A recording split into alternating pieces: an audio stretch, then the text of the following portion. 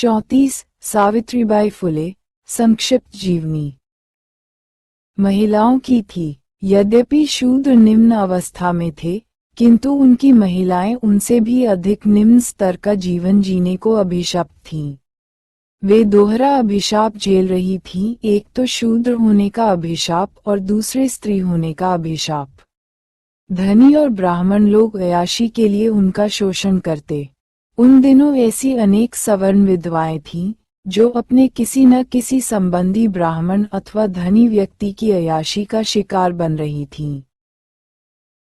इससे जब वे गर्भवती हो जाती, तो उन्हें सड़कों पर धक्के खाने को छोड़ दिया जाता था। उनमें से अनेक लोग लाज के भय से कुएं में डूबकर मर जाती या नदी में डूब मरती। बहुतेरी तो बच्चे को जन्म देकर सड़क पर, कुएं अथवा तालाब में फेंक देती। जो पकड़ी जाती, उन्हें जान से मार दिया जाता। कम उम्र में विधवा हुई युवतियों के बाल मूंड दिए जाते थे। यदि मुंडन से पूर्व किसी विधवा की मृत्यु हो जाती, तो ब्राह्मणों द्वारा घोर आपत्ति की जाती थी और लाश का मुंडन करने पर ही दाह क्रिया शुद्ध मानी जाती थी। विधवा न तो किसी प्रकार का श्रृंगार कर पाती थी और न ही कोई जेवर पहन पाती थी। जेवर के नाम पर उसके गले और कलाई में केवल एक काला धागा ही पड़ा रहता था। लोगों के मन में स्त्री शिक्षा के प्रति यह धारणा बैठा दी गई थी कि यदि वह पढ़ेगी, तो विधवा हो जाएगी। कहने का तात्पर्य यह है कि स्त्री का जीवन दुखों से भरा था। उसे न कोई अधिकार प्राप्त थे और विधवा होने पर उसे पति की संपत्ति न देनी पड़े, इसलिए उसे ससुराल से भगा दिया जाता था। समाज में उनके बारे में गंदे विचार और धारणाएं प्रचलित।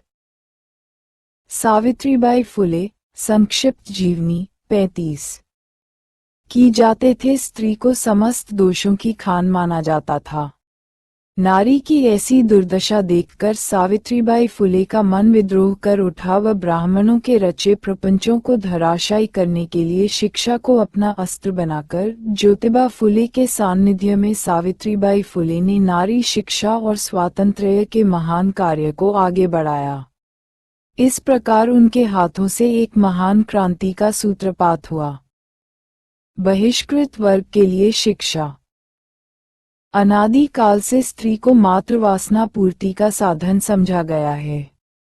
भारत को तथाकथित महापुरुषों महात्माओं की खान माना जाता है, मगर ये सारे महापुरुष मिलकर भी नारी जाति को बच्चे बनाने की मशीन की स्थिति से मुक्ति नहीं दिला पाए। इन महापुरुषों के रहते स्त्री को शिक्षा प्राप्ति का कोई अधिकार नहीं दिया गया। घोर आश्चर्य, नारी को अनपढ़ बनाए रखने की बात को धर्मव्रतों का भी पूरा समर्थन मिला। ये जानकर अचरज होता है कि ये नारी विरोधी धर्माज्ञाएं ब्राह्मणी ग्रंथों में आज भी मौजूद हैं। यही कारण है कि प्रारंभ में अंग्रेज शासकों ने भी इस बात को धार्मिक समझकर 36 सावित्रीबाई फुले संक्षिप्त जीवनी स्त्री शिक्षा की ओर ज्यादा ध्यान नहीं दिया था। वे तो यहाँ पर शासन करने आए थे, इसलिए भी उन्होंने यहाँ की सामाजिक व्यवस्था में सुधार या परिवर्तन करना जरूरी नहीं समझा। इसीलिए आरंभ में यहाँ की सामाजिक व्यवस्था से हस्तक्षेप करने में अंग्रेजों की कोई दिलचस्पी नहीं थी। मिस कुक ने सन 1820 में बंगाल में कुछ स्कूल जरूर खोले थे। 1829 में वह बम्बई आए और मिस्टर विल्सन साहब के साथ विवाह होने के बाद वे मिसेज विल्सन बन गई। बम्बई में उन्होंने एक एक करके 6 स्कूल खोले, लेकिन इतनी महान शिक्षाविद धर्माढ्य लोगों की नगरी पूना में जाकर एक भी स्कूल खोलने का साहस नहीं जुटा पाए। अंग्रेज सरकार द्वारा स्कूल के लिए जगह का प्रबंध कर दिए जाने पर मिसेज विल्सन द्वारा सन 1830 में पूना शहर के शनिवार बाड़े में एक स्कूल खोले जाने का उल्लेख जरूर मिलता है, लेकिन उस संदर्भ में भी बाटफ्रिय महोदय नामक मिशनरी का कहना है कि इस स्कूल में केवल 8 लड़कियां आती थीं, जो 5-6 वर्ष से बड़ी नहीं थीं। फिर भी उनको पढ़ाने का काम खुल्लम खुल्ला नहीं, बल्कि क्रूर ब्राह्मणों के डर से छिपकर किया जाता था। इस स्कूल में पढ़ने वाली लड़कियां चोरी छिपे आकर पढ़ने के बाद डरते डरते अपने घर लौटती थीं। आखिरकार मजबूर होकर मिसेज विल्सन को सन 1832 में बहुत भारी मन से यह स्कूल बंद करना पड़ा। इसी अवसर पर मोडक नामक एक ईसाई व्यक्ति ने बहुत साहस दिखाते हुए महारों की बस्ती में लड़कियों के लिए एक स्कूल खोला। लेकिन ब्राह्मणी व्यवस्था के जाल में फंसे रूढ़िवादी शूद्र अछूतों ने ही अपने पैरों पर कुल्हाड़ी मारने की तरह उस स्कूल को बंद करवा दिया। शूद्र अछूतों ने ब्राह्मणी व्यवस्था के कुप्रचार पर भरोसा करके खुद ही अपने पैरों तले अपना भविष्य रौंदने का कार्य किया था। 1844 में यूरोपीय स्कॉटलैंड मिशन ने मंगलवार पेट में एक कन्या सावित्रीबाई फुले संक्षिप्त जीवनी 37 पाठशाला खोली जिसमें एक यूरोपीय अध्यापिका पढ़ाने का कार्य करती थीं। इस पाठशाला में साधन सामग्री की सुविधा भी उपलब्ध थी, लेकिन 1847 में ये स्कूल भी बंद हो गया। अतः इन घटनाओं से बिल्कुल स्पष्ट हो जाता है कि 19वीं शताब्दी में पूना में स्त्री एवं शूद्रों अछूतों के बच्चों को शिक्षा देने के लिए स्कूल खोलना और उसे चलाना बहुत कठिन कार्य था। फुले दंपति के प्रयत्नों से पहले किए गए सभी प्रयत्न विफल रहे।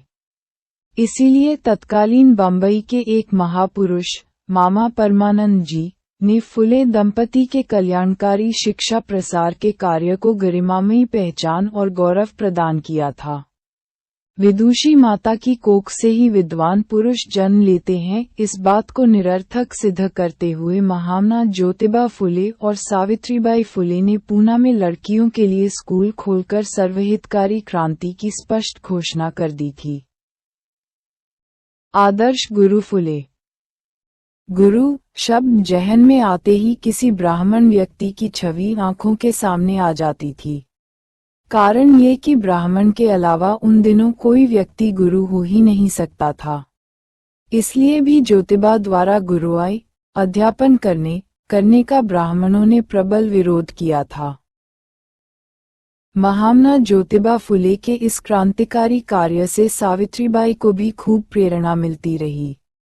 ज्योतिबा एक आदर्श पति के साथ साथ सावित्रीबाई के एक आदर्श गुरु भी थे। शूद्र अछूत एवं नारी जाति के पतन से दुखी। 38 सावित्रीबाई फुले संक्षिप्त जीवनी। महामना ज्योतिबा फुले के मन में इस वर्ग के प्रति जितनी सहानुभूति थी, उससे कम हमदर्दी सावित्री के मन में नहीं थी। नारी, शूद्र अछूत, अनाथ, विधवा, तलाकशुदा स्त्री, खेतिहर मजदूर आदि शोषितों पीड़ितों के बारे में फुले दंपति के मन में जो सम्मान और सहानुभूति थी वह उन्हें अपने गुरु महामना ज्योतिबा फुले से प्रेरणा के रूप में ही मिलती रहती थी। ज्योतिबा फुले के शिक्षा प्रसार के क्रांतिकारी कार्य को देखने पर यह बात अपने आप ही स्पष्ट हो जाएगी कि सावित्रीबाई फुले के लिए उनका कार्य कितनी गहरी और मजबूत प्रेरणा देता था। तांत्या साहब भिडे की उदारता। 1 जनवरी 1848 में महामना ज्योतिबा जी और सावित्रीबाई को जब कहीं कोई जगह नहीं मिली तो उन्होंने पूना स्थित तांत्या साहब भिडे की हवेली में लड़कियों के लिए प्रथम स्कूल खोला। भिडे बहुत परोपकारी, दयाशील, समतावादी एवं उदार हृदय के ब्राह्मण व्यक्ति थे।